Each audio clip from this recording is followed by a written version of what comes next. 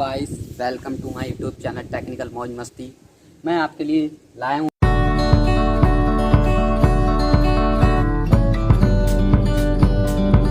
इतिहास को। पहला चैप्टर आप चुटकियों में याद कर लेंगे और इसमें 4 चैप्टर ही, तो 4 टॉपिक ऐसे मेन हैं जिनसे क्वेश्चन आएंगे बोर्ड में। तो ये 4 कौन से टॉपिक हैं वो हम देखेंगे। पहला है यूरोप राष्ट्रवाद, यानी इस चैप्टर का नाम है यूरोपीय राष्ट्रवाद। तो हम पहले इस राष्ट्रवाद का ही मतलब जानेंगे, राष्ट्रवाद का मतलब ही क्या है। और दूसरा टॉपिक है फ्रांसीसी क्रांति, तीसरा इटली का एकीकरण और चौथा है जलियांवाला बाग हत्याकांड। ये 4 टॉपिक ही इस चैप्टर में, फर्स्ट चैप्टर में मेन है। तो आप इन टॉपिकों को समझ लेंगे तो आपको पहला चैप्टर जो है इतिहास का वो क्लियरली हो जाएगा। तो दोस्तों, मेरे साथ इस वीडियो के साथ पूरी वीडियो आप लास्ट जरूर देखिएगा और वीडियो को लाइक और शेयर जरूर कीजिएगा। अपन दोस्तों में ज़्यादा से ज़्यादा शेयर करें, ठीक है। और सब्सक्राइब करना ना भूलें और बेल आइकन दबाना भी ना भूलें। तो चलिए वीडियो को स्टार्ट करते हैं। तो पहला हमारा पॉइंट है यूरोप में राष्ट्रवाद। तो हम राष्ट्रवाद का मतलब ही जानेंगे, यूरोप में राष्ट्रवाद का क्या मतलब है। तो राष्ट्रवाद भय भावना अथवा विचारधारा जिसके माध्यम से जनता में राजनीतिक, सामाजिक व आर्थिक एकीकरण संभव हुआ। यानी कि जो यूरोप की जनता थी उसकी भावना एवं विचारधारा के कारण राजनीति और सामाजिक व आर्थिक स्थिति संभव हो सकी, यानी उसका एकीकरण, एकत्रित होना ही यूरोप में राष्ट्रवाद कहलाया। जैसे यूरोप की जो जनता थी उसकी विचार और उसकी भावनाएं जिसके माध्यम से उस यूरोप में राजनीति और सामाजिक व आर्थिक स्थितियां संभव हो सकें, यही यूरोप में राष्ट्रवाद था। यानी दूसरा टॉपिक है हमारा फ्रांसीसी क्रांति। पहला टॉपिक क्लियर हो गया। पहला टॉपिक क्या था? राष्ट्रवाद, ठीक है। तो राष्ट्रवाद मैंने आपके लिए बता दिया। अब दूसरा टॉपिक है हमारा फ्रांसीसी क्रांति।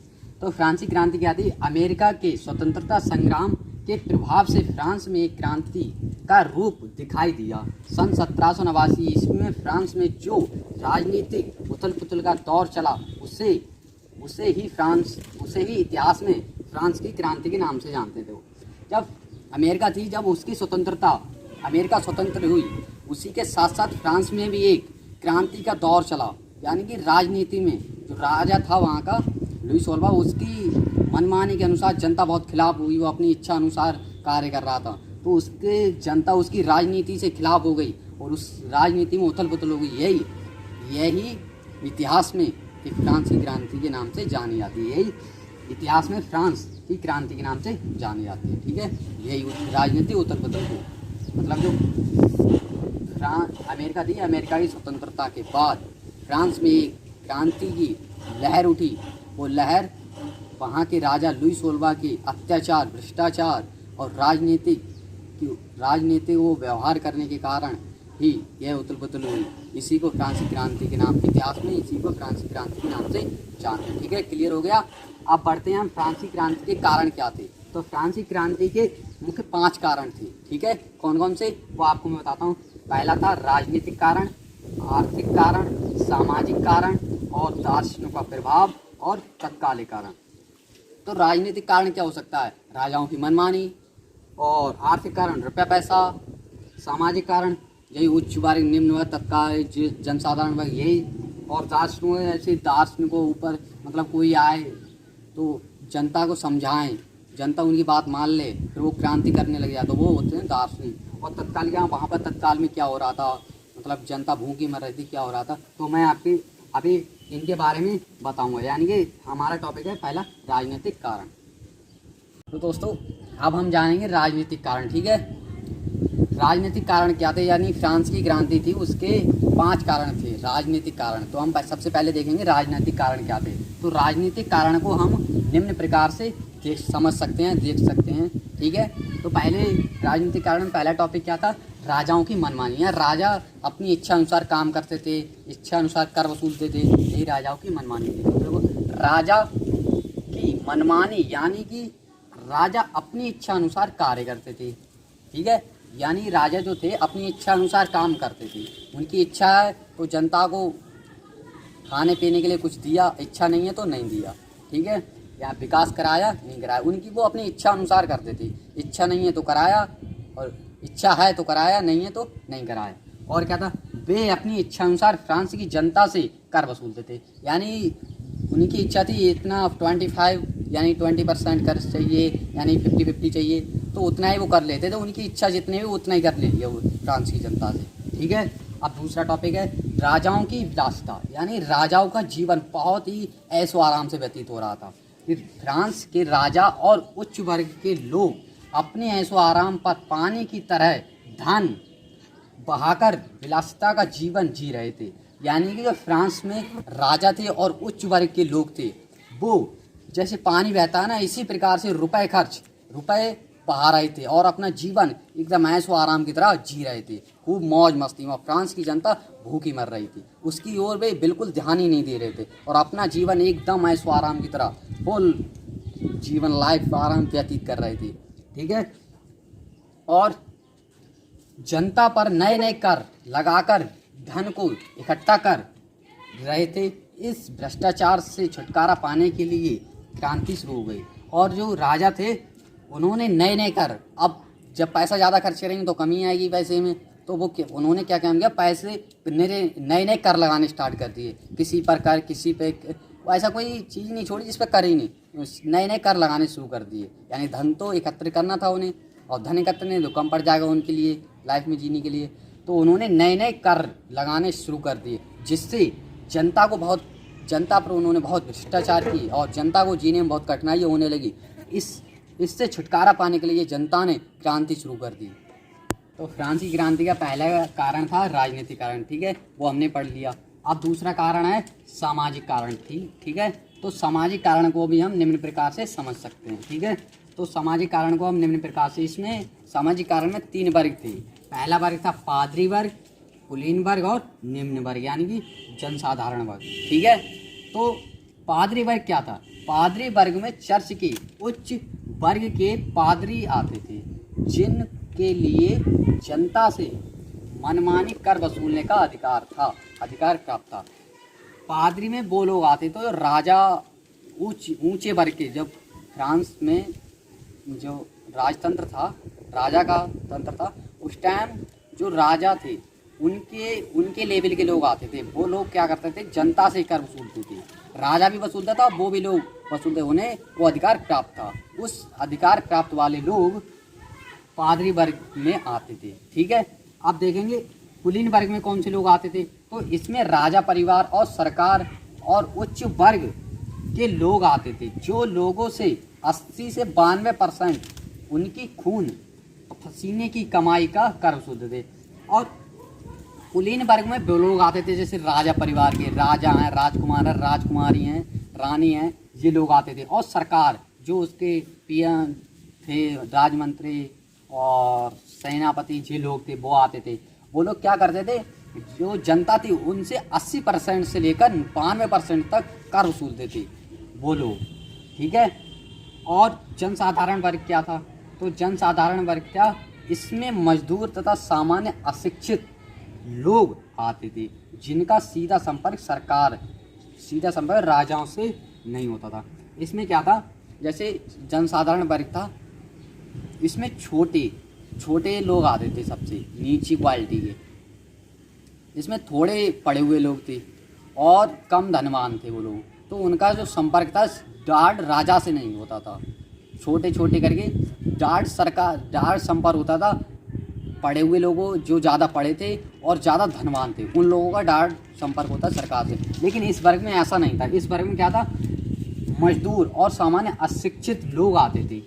इसमें इन लोगों का मतलब एकदम सीधे संपर्क राजा से नहीं था। ये था जनसाधारण वर्ग। तीनों वर्ग समझ में आ गए? ठीक है, हमने दो कारण पढ़ लिए, राजनीतिक और सामाजिक। अब तीसरा कारण है हमारा आर्थिक कारण। ठीक है, तो आर्थिक कारण को हम निम्न प्रकार से समझ सकते हैं। तो आर्थिक कारण में पहला क्या है, जनता का आर्थिक शोषण। जनता का आर्थिक शोषण क्या होता है, जैसे यहाँ लिखा है लंबे खर्चे, यानी लंबे खर्चे। युद्धों में वे जनता का पैसा खर्च करते थे, यानी लंबे तथा खर्चीले युद्धों में वे जनता का पैसा खर्च करते थे। जैसे बेफालतू का युद्ध करना, उसमें कोई जीत दिखाते हुए भी उनमें ज़्यादा खर्च करना, सेना को ज़्यादा ले जाना, अपनी ऐशो आराम करना। जीत दिखाते हुए भी लंबे युद्ध करना, उनकी एक राजा था, उसकी एक खूबी थी, यानी पैसा खर्च करना बेकाम, उसकी कोई वजह ना हो तब भी पैसा खर्च करना, ये एक कारण था। ठीक है। अब दूसरा क्या था, उच्च वर्ग के करों से मुक्त, यानी उच्च वर्ग के जो लोग थे उन पे कोई कर ही नहीं था, उनसे कर नहीं लेते थे वो लोग। ठीक है। पादरी वर्ग तथा उच्च वर्ग के लोगों से कोई कर नहीं वसूलते थे, कोई कर नहीं वसूलता था, जबकि जनता का करों से बुरा हाल था, यानी जो जनता थी, नीचे वर्ग के लोग थे, उन पर कर ही कर लगा डाल, उनकी जिंदगी बेहाल बना दी, यानी इतने ये कर वो कर, कहते वो बेहाल हो गए कर देते। ठीक है। अब तीसरा क्या था, अमेरिका की वित्तीय सहायता, यानी अमेरिका जो थी उसको पैसे दिए, सैनिक दिए अपने फ्रांस ने। ठीक है। यानी इंग्लैंड से बदला लेने के लिए अमेरिका को सैनिक व रुपयों की सहायता फ्रांस कर रहा था, जबकि उसका खुद का राजकोष खाली था। यानी कि इंग्लैंड जो अमेरिका थी वो इंग्लैंड से बदला लेने के लिए उसके पास रुपया और सैनिक थे वो कम थे, इसलिए फ्रांस ने क्या काम किया, अमेरिका के लिए अपनी सेना और पैसे दे दिए, पैसे अमेरिका के लिए दे दिए। और फ्रांस का क्या था, खुद भी उसका राजकोष खाली था, तब भी उसकी मदद की फ्रांस ने। ठीक है। तो ये कारण था, क्या था, यानी कि अमेरिका और इंग्लैंड की लड़ाई चल रही थी, तो अमेरिका के पास न ज़्यादा रुपया था और न ही ज़्यादा सेना थी, तो फ्रांस ने क्या किया, अमेरिका की सहायता की, यानी वित्तीय मतलब पैसा देकर और सेना को देकर। ठीक है। पैसा और सेना को देकर अमेरिका की सहायता की। और क्या, फ्रांस भी एक ऐसा फ्रांस था कि उसका राजकोष खाली था, उस पर खुद ही ज़्यादा पैसा नहीं था, लेकिन उसने क्या किया, अपनी जनता को नहीं देखा, अपनी जनता के हित में कुछ कार्य नहीं किया, अमेरिका की सहायता की, अपनी जनता के हित में कोई कार्य नहीं करता था वो, अमेरिका की सहायता की। ये भी एक कारण फ्रांस की क्रांति का बना। तो हाँ, अब चौथा कारण क्या था, दार्शनिकों का प्रभाव। 3 कारण पढ़ लिए हमने, अब चौथा कारण है दार्शनिकों का प्रभाव। तो दार्शनिक कौन से थे, रूसो, वोल्टेयर और मॉन्टेस्क्यू ने फ्रांस की जनता को समझाया और फ्रांस के द्वारा किए गए अत्याचार के बारे में समझाया, जिससे वहाँ की जनता जाग गई और क्रांति के लिए तैयार हो गई। ये 3 लोग थे, रूसो, वोल्टेयर और मॉन्टेस्क्यू। इन लोगों ने जो फ्रांस में जनता रह रही थी उसके लिए जागरूक किया कि तुम पर बहुत भ्रष्टाचार हो रहे हैं, तुम पर बहुत अत्याचार हो रहे हैं, तुम्हारे साथ ऐसा किया जा रहा है, वैसा किया जा रहा है। तो वहाँ की जनता में जागरूकता उठी और वह क्रांति के लिए तत्पर हो गई, यानी कि तैयार हो गई क्रांति के लिए। तो ये दार्शनिकों का प्रभाव था, उन्होंने फ्रांस की जनता को जागरूक किया। ठीक है। अब अगला कारण क्या था, तत्कालिक कारण। तो तत्कालिक का मतलब वहाँ तुरंत क्या हो रहा था, फ्रांस में अकाल पड़ गया, यानी कि जब वहाँ कुछ पैसा रुपया रहा ही नहीं तो अकाल तो पड़ ही जाएगा, खाने को जनता कुछ रहा नहीं, जिससे वहाँ की जनता तड़प तड़प कर भूखी मरने लगी। अब जब वहाँ नहीं पानी, कुछ भी खाने पीने कुछ रहा ही नहीं, अकाल पड़ गया, जनता भूखी मरने लगी, तो वहाँ की जनता ने एक भीषण क्रांति की, बहुत भयानक क्रांति का रूप ले लिया। ठीक है। उसे ही हम फ्रांस की क्रांति के नाम से जानते हैं। ये वहाँ का तत्कालिक कारण था। हमारी फ्रांस की क्रांति कंप्लीट हो गई। ठीक है। ये फ्रांस की क्रांति आपको समझ में आई। ठीक है। अगर आपको कहीं पे डाउट हो तो कमेंट में लिख कर भेज सकते हैं। ठीक है। दोस्तों, मैंने आपके लिए 2 टॉपिक क्लियर करा दिए इस वीडियो में। पहला टॉपिक है राष्ट्रवाद और दूसरा टॉपिक फ्रांसीसी क्रांति, और उसके कारण भी हैं उसी में। अगर आपको इन 2 टॉपिक को कोई डाउट हो या फिर अगर वीडियो अच्छी लगी हो तब भी, और कोई डाउट हो तब भी कमेंट में लिखकर जरूर बताना। ठीक है। और मैं इटली का एकीकरण और जलियांवाला बाग हत्याकांड अगली वीडियो में बताने वाला हूँ आपके लिए। ठीक है दोस्तों, तब तक इस वीडियो में आपके लिए जलियांवाला बाग हत्याकांड और इटली का एकीकरण बहुत ही विस्तार से और बहुत ही बढ़िया और बहुत ही सरल तरीके से अपनी लैंग्वेज में आपके लिए बताऊंगा, आपकी एकदम प्रॉपरली समझ में आएगी। ठीक है। तब तक के लिए जय हिंद, जय भारत।